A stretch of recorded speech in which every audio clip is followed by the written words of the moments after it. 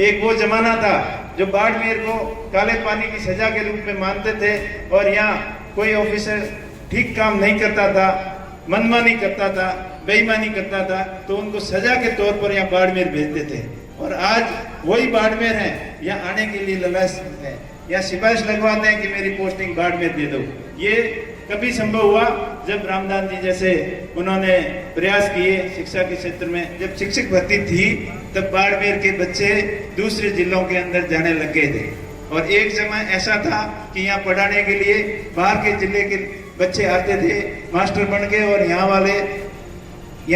मास्टरों की बहुत ज्यादा कमी थी। बच्चों की हॉबीज क्या है, उनकी रुचि क्या है, उस तरीके से बच्चों को अपन तैयार करेंगे तो निश्चित तौर पर आने वाला समय सबके लिए अच्छा होगा। घर बैठे कमाए 1500 रुपए प्रतिदिन, वो भी विदाउट इन्वेस्टमेंट। बस डाउनलोड करें बैंक साथी ऐप, फ्री ट्रेनिंग लेकर कमाना शुरू करें। बैंक साथी से जुड़कर 15 लाख लोगों के सपने हुए पूरे। अब बारी है आपकी।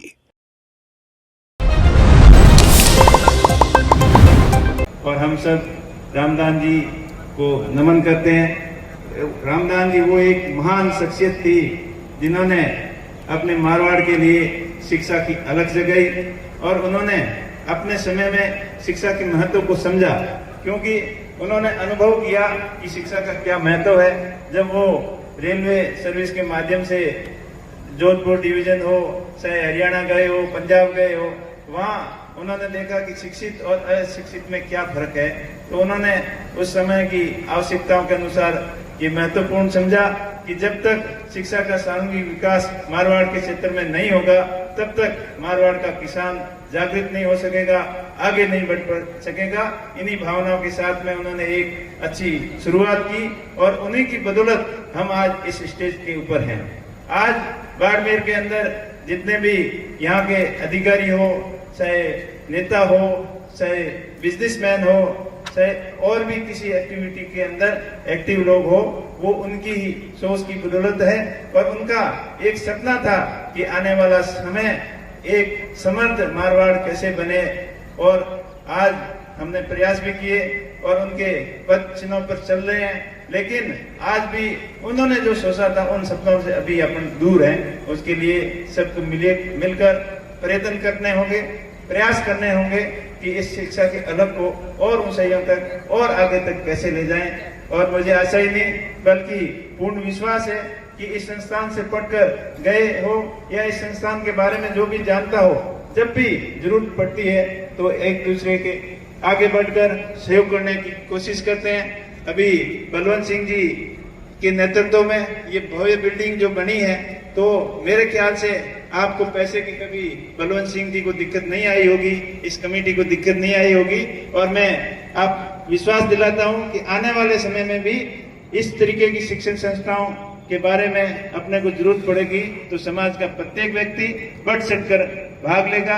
और डालू जी वगैरह इस ऐसे प्रोग्राम के बारे में हमेशा एक्टिव रहते हैं और ये जब जाते हैं किसी के सामने बात रखते हैं तो मेरे ख्याल से कोई इस पुण्य कार्य के लिए कोई मना नहीं करता। और ये ऐसी भावना हम सबकी रहनी चाहिए ताकि शिक्षा के क्षेत्र में अपना क्षेत्र आगे बढ़ सके।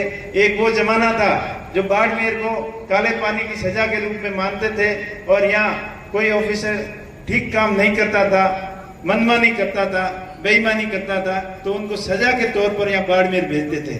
और आज वही बाड़मेर है, यहाँ आने के लिए ललास है, यहाँ सिफारिश लगवाते हैं कि मेरी पोस्टिंग बाड़मेर दे दो। ये कभी संभव हुआ जब रामदान जी जैसे उन्होंने प्रयास किए शिक्षा के क्षेत्र में, तभी संभव हुआ, नहीं तो यहाँ का कोई ऑफिसर ही नहीं था। आज देख लीजिए बाड़मेर के अंदर चाहे शिक्षा के क्षेत्र में हो, चाहे अन्य इंजीनियरिंग सेक्टर में हो, अन्य सर्विस में हो, एडमिनिस्ट्रेशन सर्विस में हो, यहाँ के स्थानीय लोगों की पूरी भागीदारी है। और अभी खुशी की बात यह है कि अभी पिछली जब शिक्षक भर्ती थी तब बाड़मेर के बच्चे दूसरे जिलों के अंदर जाने लग गए थे। और एक समय ऐसा था कि यहाँ पढ़ाने के लिए बाहर के जिले के बच्चे आते थे मास्टर बन के, और यहाँ से मास्टरों की बहुत ज्यादा कमी थी। तो ये सुधार तभी हुआ जब अभी प्रोफेसर साहब बता रहे थे, मेरे को पूछ रहे थे कि शिक्षा के प्रति अभी गांव के अंदर क्या माहौल है। तो हमारे ये डिस्कस हो रहा था कि अभी बहुत ज्यादा एक्टिव है। अब हमारे समय में जब स्कूल में बच्चे पढ़ते थे तो मास्टर पूछते थे कोई गेस्ट आता था, बच्चों को पूछता था कि बेटा बड़ा होके क्या बनोगे, तो बच्चे कहते थे मेरे को तो मास्टर बनना है या पुलिस वाला बनना है।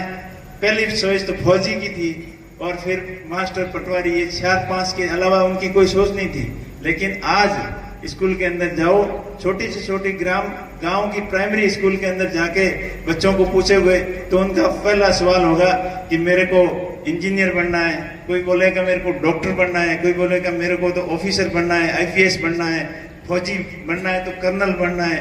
इस तरीके की ये जागृति आई, ये शिक्षा की वजह से आई और सब लोगों ने इसकी तरफ ध्यान दिया था। भाई मैं इस मंच के माध्यम से ज्यादा कुछ नहीं कहूंगा कि आपको भाषण सुनते सुनते 3-4 घंटे हो गए, आप भी थक चुके हो, वो लंबी चौड़ी बात नहीं करूंगा। मैं संक्षिप्त में ये कहना चाहूंगा कि अपन को और अधिक इसके ऊपर जागरूक होने की जरूरत है और गांवों की स्कूलों के ऊपर और ज्यादा ध्यान देने की जरूरत है। अगर अपन तय कर लेंगे कि अपने अपने गाँव की स्कूल को अच्छी डिजिटल स्कूल, मॉडर्न स्कूल कैसे बना सकते हैं, स्कूल के अंदर क्या कमियां हैं उनको पूरा कैसे करें, और स्कूल के प्रति भामाशाह और जो अभिभावक है, पेरेंट्स टीचर मीटिंग होती है उसमें पार्टिसिपेट करेंगे और स्कूल के अंदर और मूलभूत सुविधाएं क्या है। अगर टीचिंग फैकल्टी पूरी नहीं है तो उसके लिए डिजिटल बोर्ड के माध्यम से भी कर सकते हैं या कुछ बच्चों को जन सहयोग से जिनको नौकरी की तैयारी कर रहे हैं उनको भी अपन रख सकते हैं ताकि शिक्षा के क्षेत्र में स्टैंडर्ड आए और ज्यादा गुणवत्ता है, ताकि इस स्पर्धा के समय में वो अपना कंपटीशन फाइट कर सके।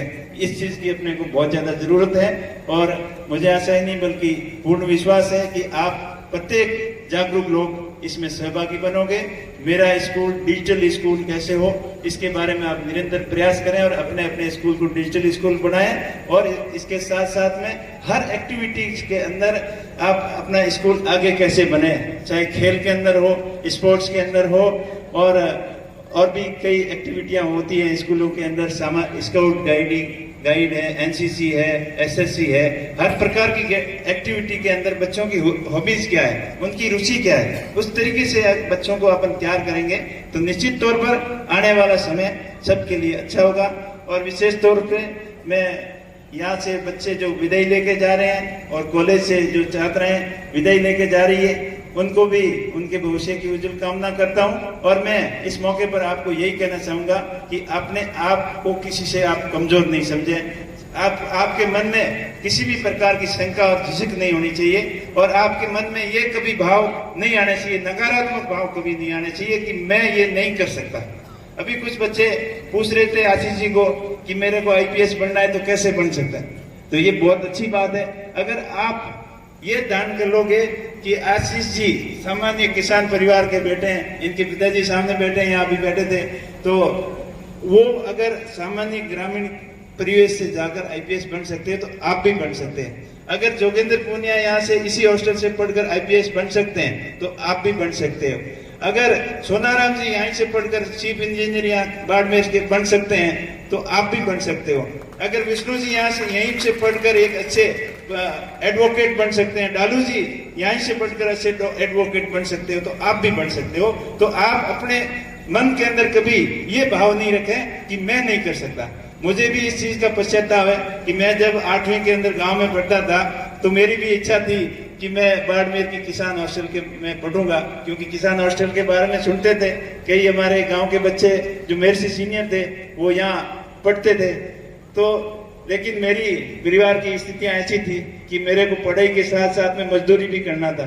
तो यहाँ बाड़मेर के अंदर कोई इंडस्ट्री एरिया था नहीं, तो मैंने सोच किया बालोतरा, वह औद्योगिक एरिया था, तो वहाँ जिगर और ये कपड़ा रंगाई छपाई का काम करके साथ साथ में मैंने 12वीं की और 10वीं तब तक गांव में ही कर ली थी।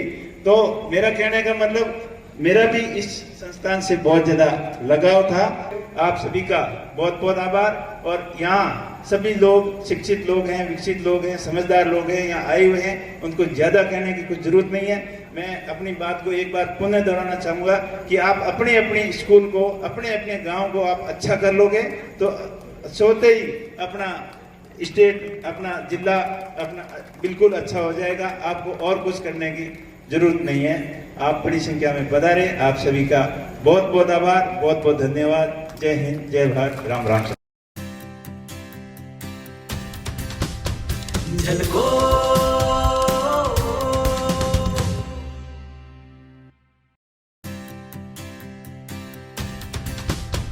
झलको